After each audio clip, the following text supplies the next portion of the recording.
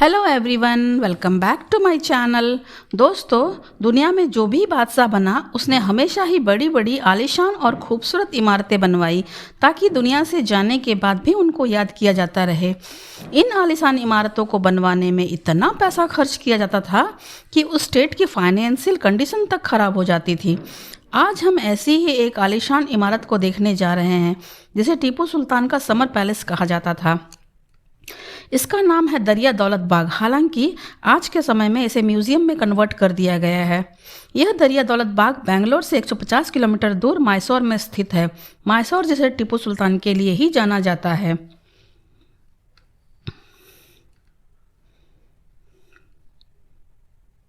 यह है यहाँ का पार्किंग एरिया जहाँ पर आप अपनी गाड़ी पार्क कर सकते हैं। और ये इस पैलेस का फर्स्ट गेट है जहाँ आपको ऑनलाइन टिकट लेनी पड़ेगी।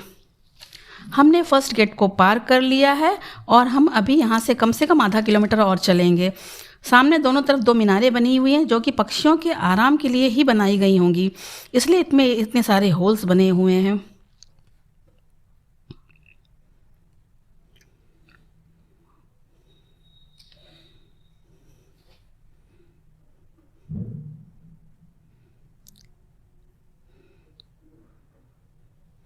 ये काफ़ी खूबसूरत फूलों का गार्डन बना हुआ है। दोस्तों, इस पैलेस की शुरुआत तो टीपू सुल्तान के पिता ने की थी, पर इसे कंप्लीट टीपू ने 1791 में करवाया। टीपू सुल्तान के 4 मेन समर पैलेस थे, जिनमें से एक श्रीरंगपट्टनम में लाल महल, जिसे ब्रिटिशर्स ने डिमोलिश कर दिया था। दूसरा है ये दरिया दौलत बाग, जिसका मतलब है सी ऑफ वेल्थ। तीसरा पैलेस है नंदी हिल के किले के अंदर, जो कि थोड़ा छोटा है। और चौथा है बेंगलोर में, जिसे रस के जन्नत भी कहा जाता है।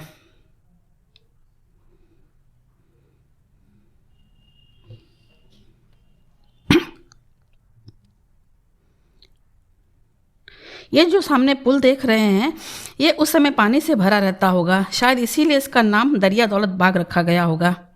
दोस्तों, ये है टीपू सुल्तान का समर पैलेस। ये जो आप ग्रीन कलर के कर्टन्स दिख रहे हैं, ये पैलेस का ओरिजिनल स्ट्रक्चर नहीं है, इसे रिसेंटली लगवाया गया है ताकि अंदर की गई पेंटिंग्स धूप, वर्षा एवं हवा की नमी के कारण खराब ना हो जाए। यहाँ काफ़ी टाइट सिक्योरिटी है, चारों तरफ गार्ड तैनात है और मोबाइल के अलावा कोई भी कैमरा अंदर ले जाने की परमिशन नहीं है। बल्कि मोबाइल में भी आप केवल तस्वीरें ले सकते हैं, वीडियो बनाने की अनुमति नहीं है।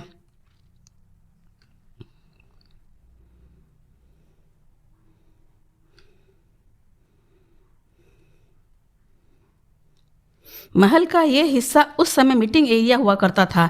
यहाँ अब भी उस जमाने के फर्नीचर मौजूद हैं जिन्हें वो लोग अपनी रोजमर्रा की जिंदगी में यूज़ किया करते होंगे। ये महल के अंदर से बाहर बाग का नज़ारा देखिए, कितना मनमोहक दृश्य है।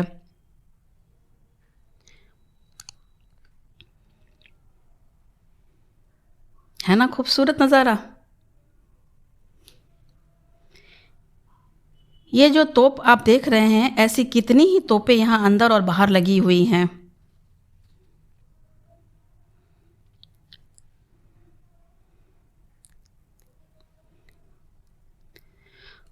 दोस्तों, इस महल का कोना कोना पेंटिंग से भरा पड़ा है और ये सारी पेंटिंग्स ओरिजिनल है जो टीपू के ज़माने की हैं।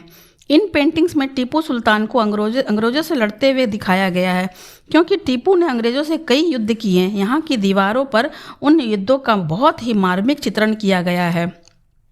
इन पेंटिंग्स को बनाने के लिए जिन कलर्स को यूज़ किया गया है, उसे फूलों और पत्तियों के एक्सट्रैक्ट से लिया गया है। हालांकि ये पेंटिंग्स हवा की नमी के कारण काफ़ी खराब हो चुकी हैं, फिर भी इन पेंटिंग्स को देखकर ही अंदाज़ा लगाया जा सकता है कि क्यों एक साधारण कदकाठी के व्यक्ति को टाइगर ऑफ मैसूर की उपाधि से नवाजा गया होगा, क्योंकि अपनी अंतिम सांस तक टीपू अंग्रेज़ों से लड़ते रहे थे।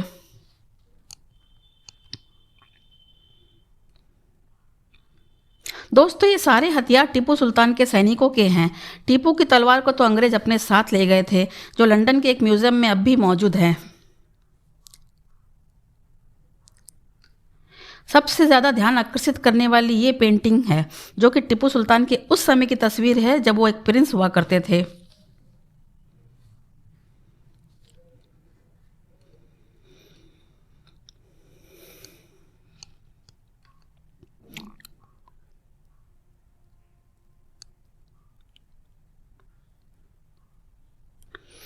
ये महल के उस ऊपरी हिस्से की तस्वीर है जहाँ पहले जाने की परमिशन हुआ करती थी, लेकिन